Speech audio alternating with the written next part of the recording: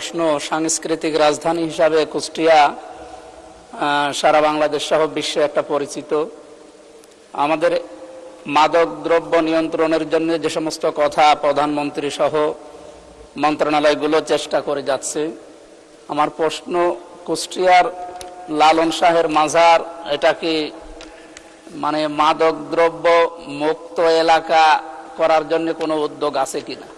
কারণ এখানে তো প্রশাসনের পাহারায় তার জন্ম অনুষ্ঠান এবং মৃত্যু অনুষ্ঠানে যে 3-6 দিন এখানে যে সমস্ত অনৈতিক এবং এই সাংস্কৃতির নামে যে কাজগুলো হয় এগুলো বন্ধ করার কোনো উদ্যোগ মন্ত্রী মহোদয়ের আছে কিনা আমার জানার প্রশ্ন। মাননীয় মন্ত্রী।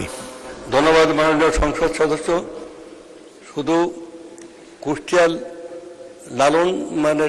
লালন শাহের সেই স্মৃতি ঘটিত সেই এলাকায় নয়, সারা বাংলাদেশে আমাদের পরিকল্পনা রয়েছে। সারা বাংলাদেশে আমরা মাদকের বিরুদ্ধে আমাদের সরকারের যে পরিকল্পনা রয়েছে মাননীয় প্রধানমন্ত্রী নেতৃত্বে, সেটা আমরা সারা বাংলাদেশকে আমরা মাদকমুক্ত করতে চাই। এখন মাদকমুক্ত করার জন্য ব্যাপক পরিকল্পনা আমাদের আছে। আপনারা খেয়াল করে দেখেছেন, মাদকমুক্ত তখনই হবে যখন একটা সমাজে অর্থনৈতিক কর্মকাণ্ড বৃদ্ধি পেতে থাকবে। অর্থনৈতিক কর্মকাণ্ডের মূল ভিত্তি হচ্ছে আমাদের গ্রামাঞ্চল, এবং গ্রামাঞ্চলের 90% লোক এখানে গ্রামে বসবাস করে। তারা হচ্ছে কৃষক। এক সময় চীনের মাও সেতুং বলেছিলেন যে ওরা ঘুমোচ্ছে, ওদের ঘুমোতে দাও। সমস্ত মানুষ আফিন খেয়ে ঘুমোতো। ওরা যখন জাগবে তখন সব কিছু তছনছ করে ফেলবে। আজকে বাংলাদেশে গত 18 বছর যে ঘনতম স্বাচ্ছন্দ্য অন্ধকার যুগ গিয়েছে, সেই অন্ধকার যুগে এই মাদক দ্রব্যকে ব্যাপক বিস্তার লাভ করেছে।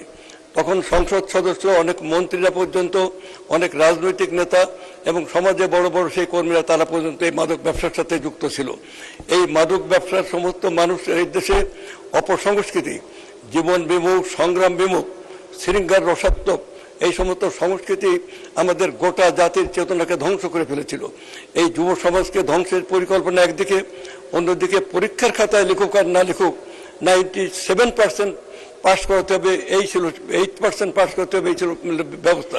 অর্থাৎ শিক্ষা, সংস্কৃতি, ইতিহাস, ঐতিহ্য সব কিছুকে ধ্বংস করে একটা অন্ধকার যুগের যে ছিল, সেখানে আমরা সেই যুগের অবসান ঘটিয়ে আমাদের সরকার প্রধানের যে দৃষ্টিভঙ্গি নিয়ে আমরা একটা নতুন বাংলাদেশ, শহীদ জিয়ার পথে আমরা একটা নতুন বাংলাদেশ, একটা নবজাগরণ আনতে চাই।